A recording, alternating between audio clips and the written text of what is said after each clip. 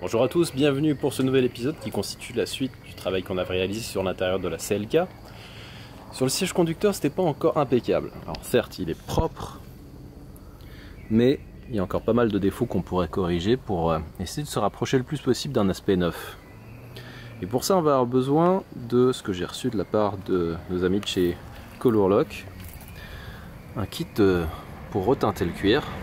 Donc je vous avais déjà montré ce que ça donnait à l'occasion d'un épisode spécial consacré à la DB7 qui avait reçu un traitement assez lourd avec des corrections de défauts avec du cuir liquide, ce genre de choses, et ça a plutôt bien marché. Bon, c'était pas ma première expérience, mais c'est intéressant à chaque fois de voir le rendu qu'on obtient. Donc cette fois-ci c'est la CLK qui va en avoir droit, et j'espère que le rendu sera au moins aussi bon. À voir. Pour rappel, voici quelques prises de vue avant le nettoyage. Malgré un décapage assez approfondi, on était encore assez loin de l'aspect sorti d'usine. On pourrait s'en contenter, non? Non. Surtout que ça coûte pas très cher à arranger et que c'est relativement rapide à faire. Avant de passer la teinte, vu que la voiture a été un peu utilisée entre temps, on va redonner un coup de propre pour être sûr que la surface est idéale pour l'accroche des couches de teinte.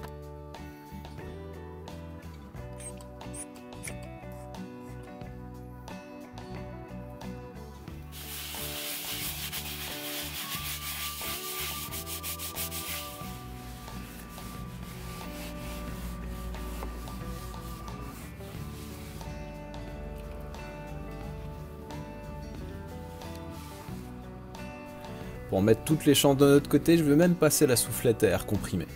Ce serait dommage de passer la teinte sur des grains de sable, de la poussière ou des poils. En insistant bien dans les recoins les moins accessibles, on devrait être tranquille. On va pouvoir passer à l'étape intéressante, le moment d'observer la transformation progressive de notre vieux cuir de bientôt 20 ans en un revêtement qui, je l'espère, se rapprochera de celui d'un siège neuf. À la première utilisation de l'éponge, je vous conseille de l'imbiber plusieurs fois avant de commencer l'application. Autrement, vous risquez de faire juste dégouiner la teinte sur vos doigts sans qu'elle pénètre dans la mousse.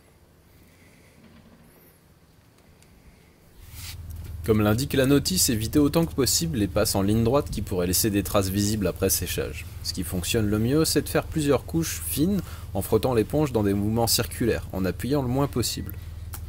Pour les zones les plus endommagées, on pourra aussi tamponner, ce qui permet de recouvrir d'une couche plus épaisse. Après, tout ça n'est que théorique, à l'usage vous trouverez les méthodes qui fonctionnent le mieux, chaque cas pouvant être différent.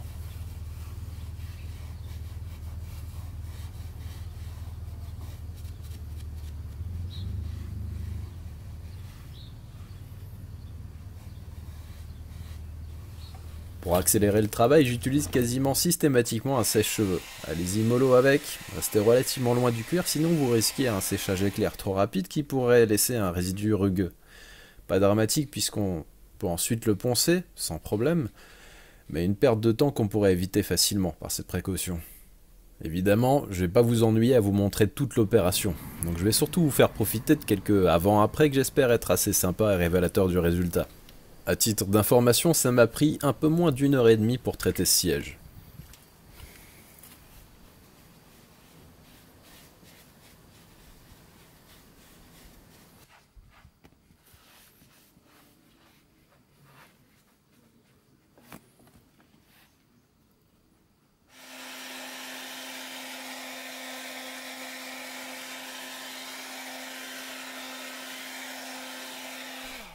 Pour ceux qui se questionneraient sur la tenue de ce traitement dans le temps, mon expérience de plusieurs années sur le sujet me permet d'affirmer que non, ce n'est pas aussi durable qu'un revêtement neuf, teinté en usine, mais vous en aurez quand même pour plusieurs années.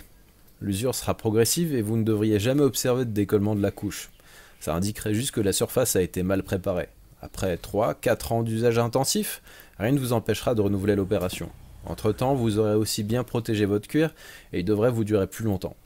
Évidemment, passer une couche de teinte ne vous dispense pas de l'entretien minimal, hydratation du cuir et nettoyage doux, régulièrement. Si vous avez bien respecté toutes les consignes, votre cuir tout juste teinté devrait présenter une texture lisse, douce et sans plus d'aspérité que d'origine. On en a fini avec l'assise, passons maintenant au dossier qui a bien subi le manque d'entretien à certains endroits.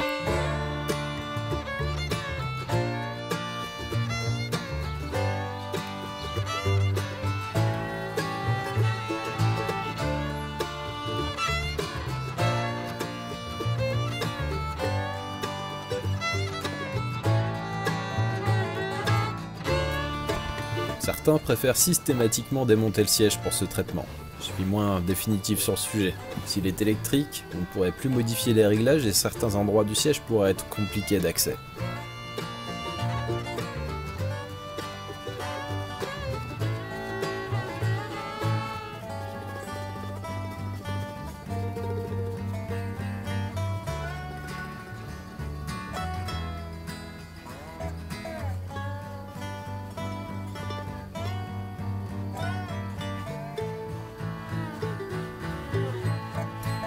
Voilà, c'est terminé pour la teinte. Ça me semble pas mal du tout. À déplorer juste une composante un peu plus orange que d'origine. Là, je peux m'en prendre qu'à moi-même. C'est moi qui ai fourni le code teinte du mélange à Colorlock. Pour autant, je suis pas trop inquiet, les pigments rouges sont ceux qui supportent le moins les UV et on devrait assez rapidement retrouver une teinte uniforme. Peut-être même que d'origine, ce cuir était un peu plus orange qu'il ne l'est après avoir subi presque 20 ans de lumière naturelle.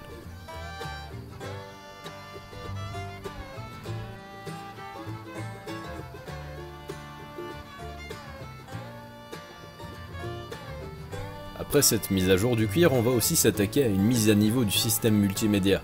Et c'est un mec tout fâché qui introduit le sujet. Bon. Avant toute chose, petite précision. Là, on a un produit, vous voyez. C'est une pièce qui se monte sur la voiture. C'est pas parce que je vous montre une pièce qui se monte sur la voiture que quelqu'un me paie pour le faire. Quelquefois, il m'arrive d'acheter des choses moi-même et me dire tiens, si on essayait et si on montrait aux abonnés. En fait, c'est la très grande majorité des cas, et quand ça n'arrive pas, je vous préviens. Je dis ça parce qu'il y en a certains dans les commentaires qui sous-entendent, non, font plus sous-entendre, affirment que donc toutes les choses que je vous montrerai, ce serait du sponsoring. Non, voilà, non, je n'attends pas qu'on me sponsorise pour m'acheter du PQ. Je l'achète moi-même, voilà, donc ça je l'ai acheté sur mes propres deniers. C'est ce qui va remplacer notre système d'entertainment multimédia, si on peut appeler ça comme ça le poste d'origine, parce qu'il est quand même plutôt limité dans ses fonctionnalités, hein. Enfin, surtout maintenant avec la disparition de... Tiens, une nouvelle trace. Peut-être Clara, ça. Dans les fonctionnalités, donc un peu plus pauvres qu'au départ, vu que la fonction TV, par exemple, depuis la disparition des ondes hertziennes, c'est plus d'actualité. Merci la TNT. Il faisait navigateur, voilà, avec une version plus à jour depuis 2003, je crois, donc autant dire que il y a pas mal de routes qui n'existent pas dessus. Et un tout petit écran avec une définition assez merdique. Voilà, enfin, dans l'ensemble, pas beaucoup de regrets à voir partir ce machin-là. D'autant plus que, justement, alors, vous me direz, oui, mais celui-là, il est parfaitement intégré, il reprend le design général de la voiture. Tu mets un poste Android standard, ça va pas le faire. Je suis tout à fait d'accord avec vous. C'est pour ça que j'attends d'avoir ce type de système pour pouvoir le faire. Alors oui, c'est un Android, ça, on s'en doutait. Mais, ce qui change surtout, c'est que, et ça n'existe pas que pour ce modèle, hein, il y en a pour d'autres. Je suis arrivé, il y a 2-3 machins à sortir en premier. De choses plus ou moins utiles.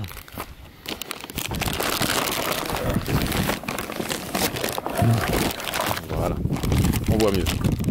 Donc celui-ci, il est conçu justement pour s'intégrer en lieu et place du poste d'origine. Et il en reprend le design général. Donc on peut espérer qu'une fois monté, ça ressemble quand même beaucoup à la pièce d'origine et que ça se remarque pas. C'est l'objectif en tout cas. Donc on va attaquer le montage tout de suite maintenant.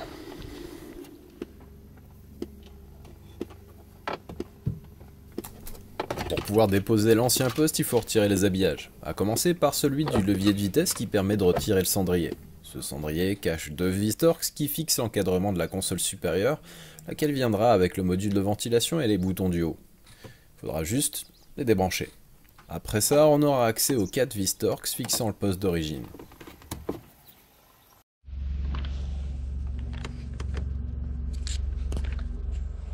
Voilà, une à droite, une à gauche.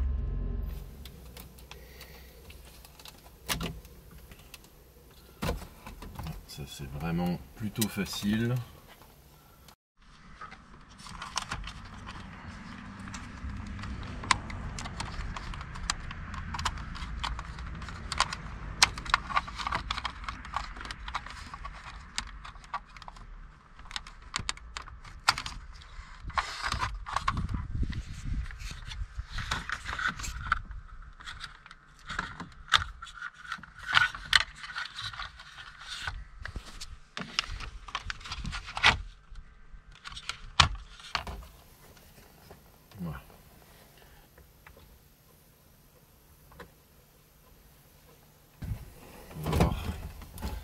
voir ce que c'est. Pour le prochain, donc l'antenne. Voilà, tout en bas à gauche. Alors ça c'est l'antenne FM, radio, l'antenne GPS. Et ensuite on a les prises qui ressemblent à des prises ISO pour certaines d'entre elles, mais pas toutes. Donc on va enlever tout ça.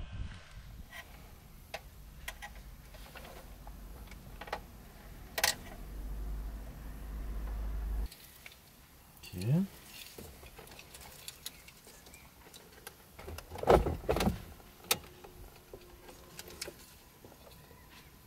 Voilà.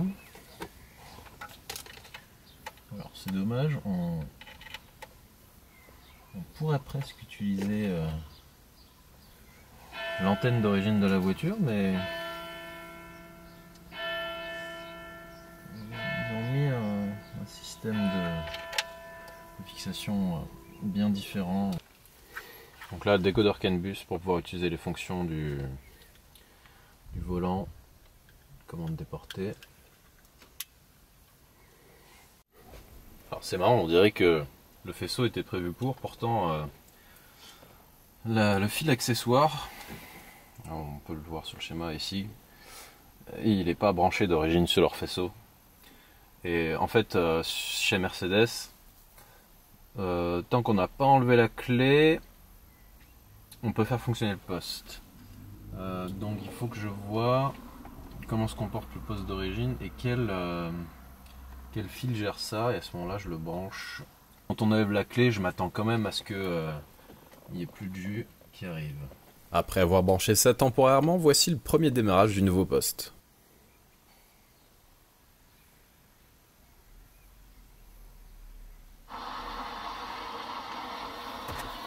Alors, les commandes au volant déjà.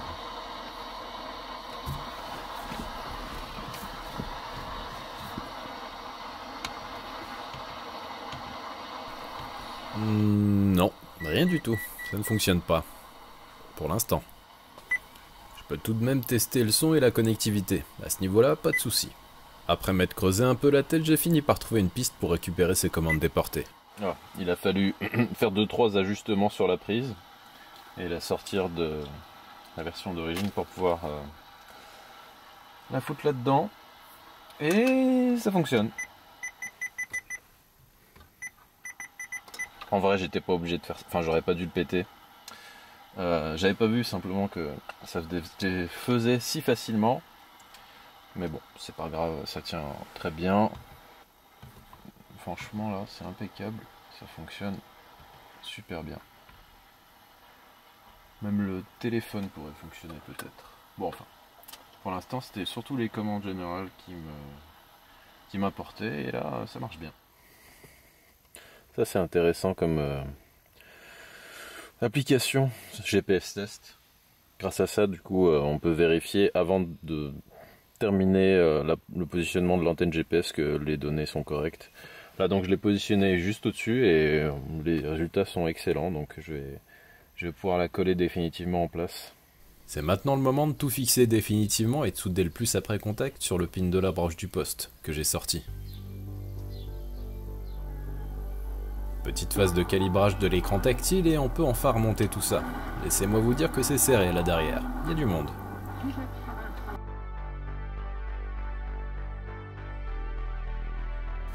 Sauf que ça ne me convient pas tout à fait, les espacements autour du poste ne sont pas réguliers. Heureusement il y a de la marge de réglage autour des vis de fixation, donc je vais pouvoir corriger ça.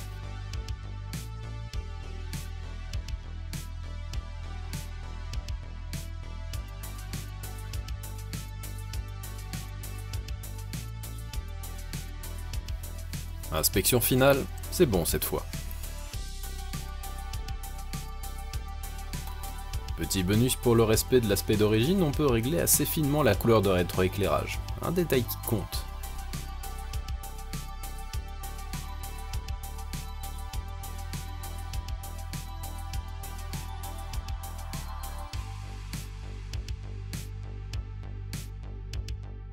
Bon, après cette installation qui m'a pris beaucoup de temps parce que j'ai un petit peu galéré sur certains aspects, enfin idiot, hein.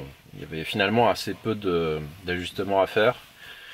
Certaines instructions instructions entre guillemets, hein, parce qu'il y en avait pour ainsi dire pas, disons que c'était les libellés du faisceau qui n'étaient pas forcément super parlants. Et bon, par contre, ça fonctionne super bien, hein. J'avoue que l'interfaçage avec les commandes au volant d'origine, plus certaines fonctionnalités que le poste d'origine ne propose pas, par exemple l'affichage des logos sur les portes ouvertes, ce genre de choses.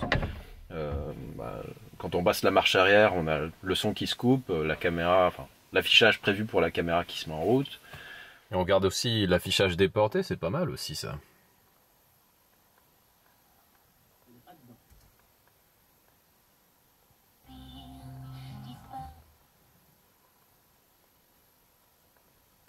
Après, comme tous les postes récents, et malgré son aspect quand même assez proche de l'origine, on a le lecteur DVD, le Wi-Fi, le Bluetooth, la navigation GPS. Voilà, donc c'est un Android 10 celui-ci. Alors je l'ai choisi un peu mieux équipé que les autres. C'est un critère quand même qui est important. Il faut pas que ça lag, quoi, sinon c'est vraiment pénible à utiliser. Donc celui-là c'est un 8 cœurs avec 4 Go de RAM. Voilà, navigation, il y a un menu Android 10, donc pour ceux qui connaissent, ils ne seront pas perdus. Il y a déjà d'office une solution GPS hormis Google Maps qui est installée. Franchement, il y a tout ce qu'il faut là-dedans. La qualité du son a l'air pas plus mal que celle d'origine en tout cas. Tout fonctionne bien. Dans le cendrier, j'ai la prise USB déportée ici que j'ai mis en place. Il me semblait que j'avais branché son équivalent pour la prise auxiliaire. Je me demande si elle n'est pas restée derrière. C'est possible. Bon, à vrai dire, à ce stade, je m'en fiche un peu. Sur un sujet totalement différent, certains le savent déjà puisqu'ils ont déjà voté, Smells Like Gasoline concourt pour gagner 10 000 €. C'est à l'initiative de WD40 qui lance donc un concours sur des rénovations. Donc moi j'ai choisi le projet de la Caprice qui arrive à son terme, mais a priori d'après le règlement, on peut aussi proposer des projets terminés. Donc si vous avez envie de soutenir la chaîne pour peut-être un projet de pont élévateur, ça ne me déplairait pas, n'hésitez pas à aller voter. Actuellement il y a presque 2000 votes, c'est le deuxième projet en lice, le premier est à 3009 je crois aujourd'hui. Donc plus tant d'efforts pour passer devant finalement, sachant que vous êtes quand même nombreux. Si vous avez un petit moment, je vous ai mis le lien en description, donc n'hésitez pas à aller voter, puis on verra si on peut gagner quelque chose. Je vous remercie de m'avoir suivi encore une fois pour cette vidéo, et puis vous dis à la prochaine, avec celle-ci ou une autre.